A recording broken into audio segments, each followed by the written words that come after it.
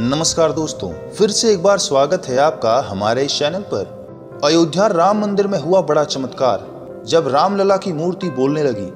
दोस्तों, यह घटना अयोध्या नगरी की है।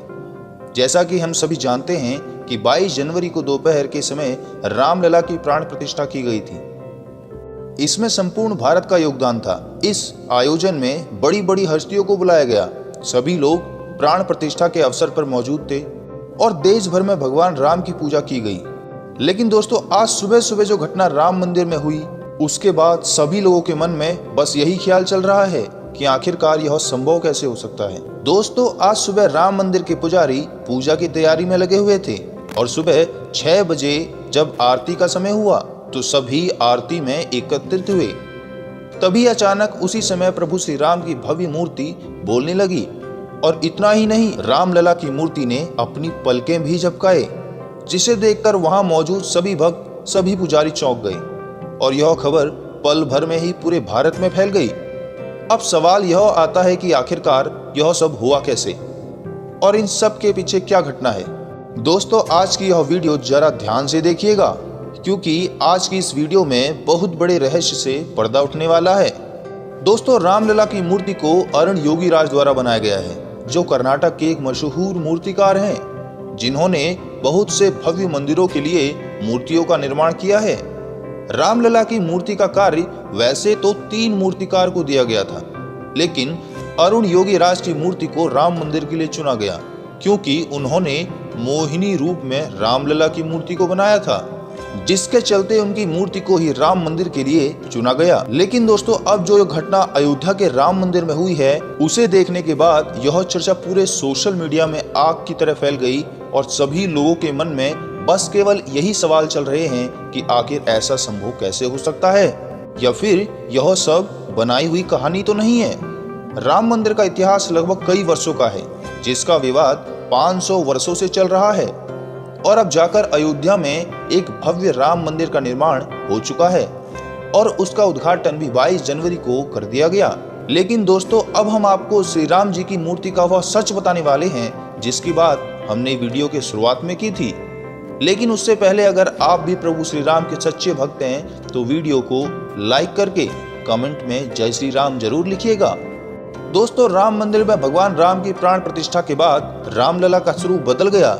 रामलला की मूर्ति बनाने वाले अरुण योगीराज ने बताया कि जब उन्होंने प्राण प्रतिष्ठा के बाद रामलला के दर्शन किए तो वह मंद मुग्ध हो गए।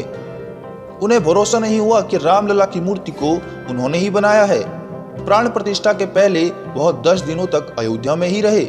उन्होंने बताया कि गर्भगृह में प्राण प्रतिष्ठा के बाद रामलला के विग्रह के भाव बदल गए।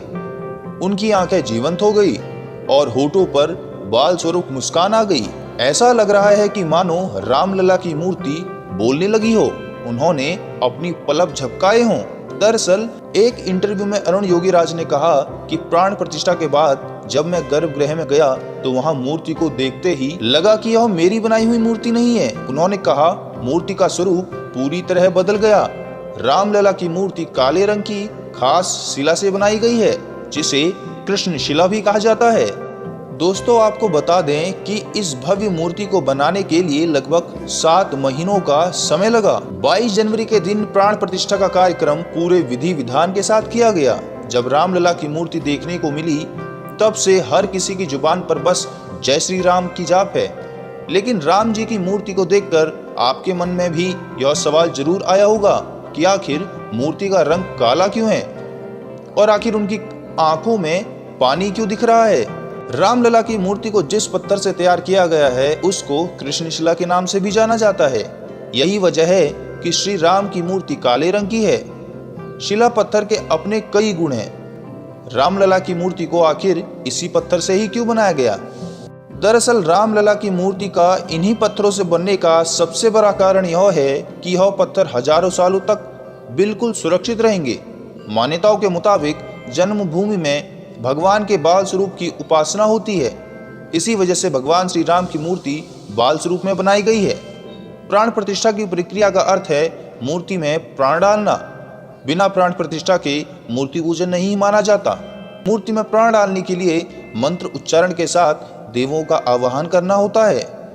इसलिए जिस भी प्रतिमा की पूजा होती है उसकी प्राण प्रतिष्ठा करना बेहद जरूरी है। दोस्तों, आपको बता दें कि भगवान रामलला के भव्य मंदिर के साथ राम जन्मभूमि परिसर में लगभग 110 सीसीटीवी कैमरे लगाए गए हैं, जिससे राम मंदिर की सुरक्षा को और मजबूत किया जा सकेगा। दोस्तों, आज की इस वीडियो में बस इतना ही। आपको यह वीडियो कैसी लगी? क्या आप राम मंदिर बनने से बेहद खुश हैं? क्या आपका भी भविष्य में कभी प्लान बनेगा कि आप अयोध्या में श्री रामलला के दर्शन करेंगे? तो अपने विचार कमेंट बॉक्स में जरूर बताइएगा।